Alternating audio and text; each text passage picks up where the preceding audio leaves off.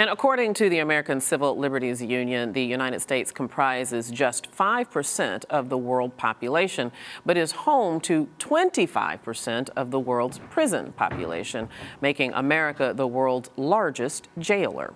U.S. President Barack Obama is trying to change that statistic by using his executive clemency power to commute the sentences of nonviolent drug offenders. For decades, mandatory minimum laws have bloated U.S. prisons. In his book, 15 to Life, How I Painted My Way to Freedom, Anthony Papa describes how discovering art while in prison changed his life and led to his clemency. He is also the media relations manager for the Drug Policy Alliance, who supports the president's decision, and he's right here in our New York studios. Anthony, nice to meet you, and welcome to Arise America. Thank you for having me on. So glad to have you here. I guess the first question to ask is, what's your reaction to these announced plans by Attorney General Eric Holder and President Obama to extend this clemency to a greater population in federal prisons?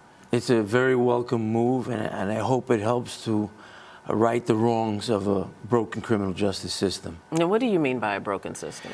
Well, the mandatory minimum sentencing, which the war on drugs dictates, has found a way to break the system by incarcerating many low-level, nonviolent drug offenders.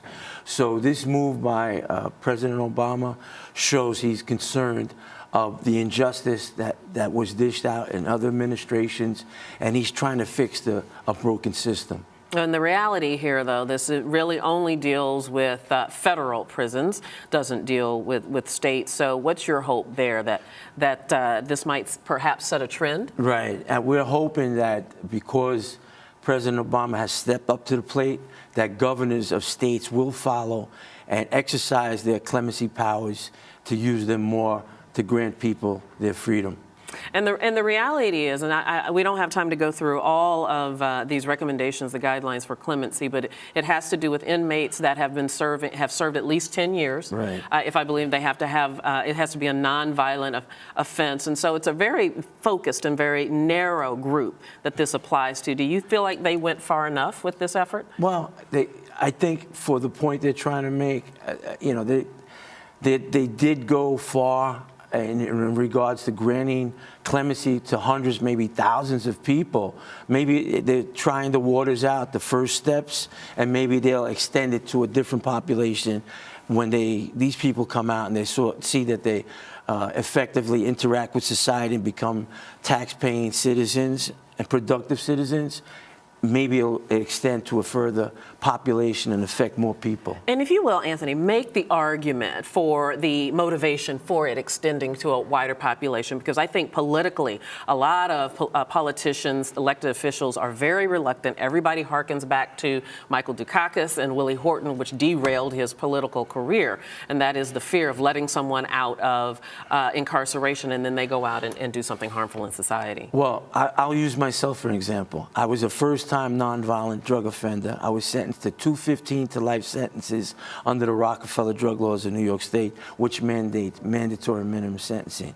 The judge, in my case, didn't want to sentence me to 15 to life, but he had to because of mandatory minimum sentencing laws.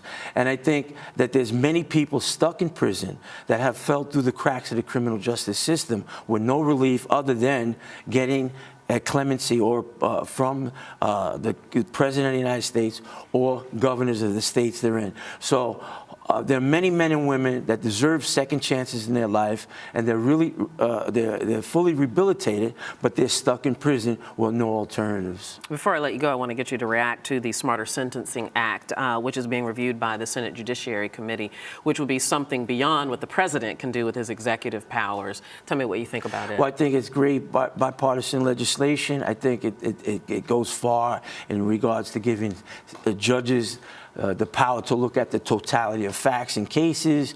It overthrows mandatory minimum sentencing, and the crack cocaine disparity in 2010 that Obama signed into legislation, which let thousands of people go. About 5,000 or 6,000 people are still stuck there. So this would, if applied, would apply retroactively and help those people get it also. So all around, it's a great piece of legislation, and hopefully it's going to pass. And I pray President Obama grants these people those clemencies and they return home to their families and reunite with their loved ones. Anthony Papa, thank you very much for coming on. Congratulations on all your success. Thanks so much. Appreciate it. Nice to meet you. Thank you.